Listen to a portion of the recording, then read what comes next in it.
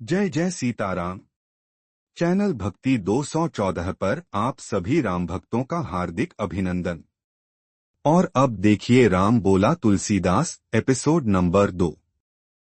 संवत 1607 की मौनी अमावस्या बुधवार के दिन उनके सामने भगवान श्री राम पुनः प्रकट हुए। उन्होंने बालक रूप में तुलसीदास जी से कहा, बाबा हमें चंदन दो। हनुमान जी ने सोचा वे इस बार भी धोखा न खा जाए, इसलिए उन्होंने तोते का रूप धारण करके यह दोहा कहा। चित्रकूट के घाटी पे भई संतन की भीड़, तुलसीदास चंदन घिसे तिलक जगत रघुबीर। तुलसीदास जी उस अद्भुत छवि को निहारकर शरीर की सुधि भूल गए। भगवान ने अपने हाथ से चंदन लेकर अपने तथा तुलसीदास जी के मस्तक पर लगाया और अंतर्धान हो गए।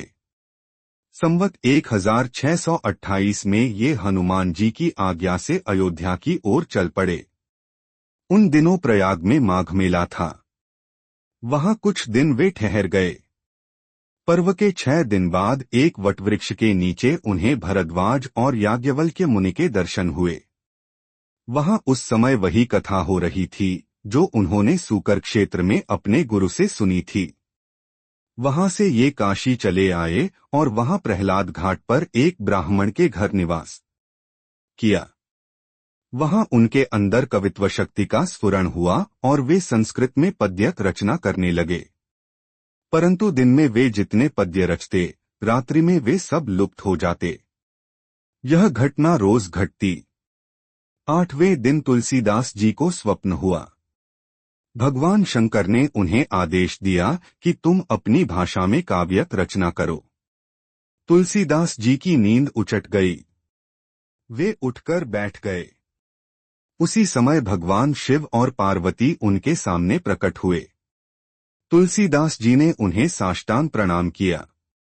शिवजी ने कहा, तुम अयोध्या में जाकर रहो और हिंदी में काव्य रचना करो।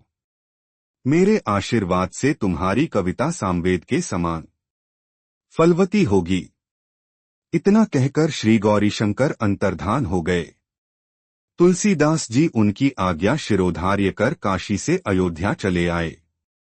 संवत 1631 का प्रारंभ हुआ। उस साल रामनवमी के दिन प्रायः वैसा ही योग था जैसा त्रेतायुग में रामजन्म के दिन था। उस दिन प्रातःकाल श्री तुलसीदास जी ने श्री रामचरितमानस की रचना प्रारंभ की। 2 वर्ष 7 महीने 26 दिन में ग्रंथ की समाप्ति हुई।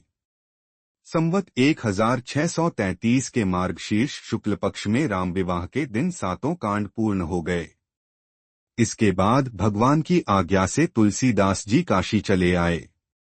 वहां उन्होंने भगवान विश्वनाथ और माता अन्नपूर्णा को श्री रामचरितमानस सुनाया। रात को पुस्तक श्री विश्वनाथ जी के मंदिर में रख दी गई।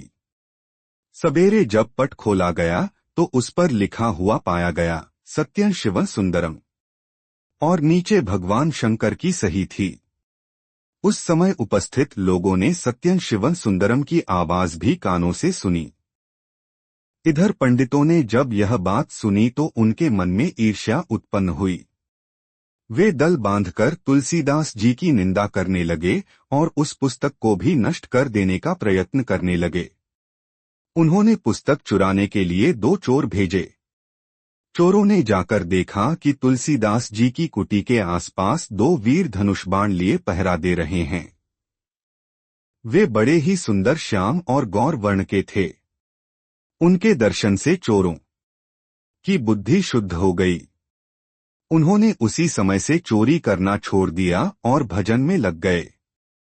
तुलसीदास जी ने अपने लिए भगवान को कष्ट हुआ जान कुटी का सारा सामान लुटा दिया, पुस्तक अपने मित्र टोडरमल के यहाँ रख दी। इसके बाद उन्होंने एक दूसरी प्रति लिखी। उसी के आधार पर दूसरी प्रतिलिपियां तैयार की जाने लगीं। पुस्तक का प्रचार दिनों दिन बढ़ने लगा।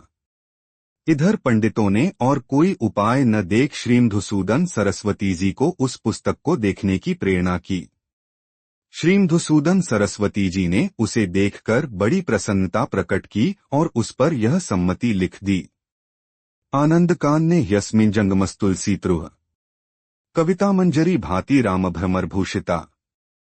इस काशीरूपी आनंद वन में तुलसीदास चलता फिरता तुलसी का पौधा है। उसकी कवितारूपी मंजरी बड़ी ही सुंदर है, जिस पर श्रीराम रूपी भंवरा सदा मंडराया करता है। पंडितों को इस पर भी संतोष नहीं हुआ। तब पुस्तक की परीक्षा का एक उपाय और सोचा गया। भगवान विश्वनाथ के सामने सबसे ऊपर वेद, उनके नीचे शास्त्र, शास्त्रों के नीचे पुराण और सबके नीचे श्रीरामचरितमानस रख दिया गया। मंदिर बंद कर दिया गया। प्रातः काल जब मंदिर खोला गया तो लोगों ने देखा कि श्रीरामचरितमानस वेदों के ऊपर रखा हुआ है। अब तो पंडित लोग बड़े लज्जित हुए।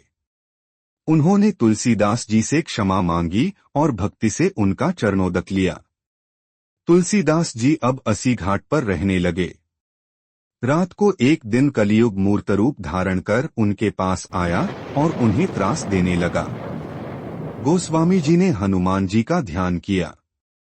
हनुमान जी ने उन्हें विनय के पद रचने को कहा। इस पर गोस्वामी जी ने विनय पत्रिका लिखी और भगवान के चरणों में उसे समर्पित कर दी। श्रीराम ने उस पर अपने हस्ताक्षर कर दिए और तुलसीदास जी को निर्भय कर दिया।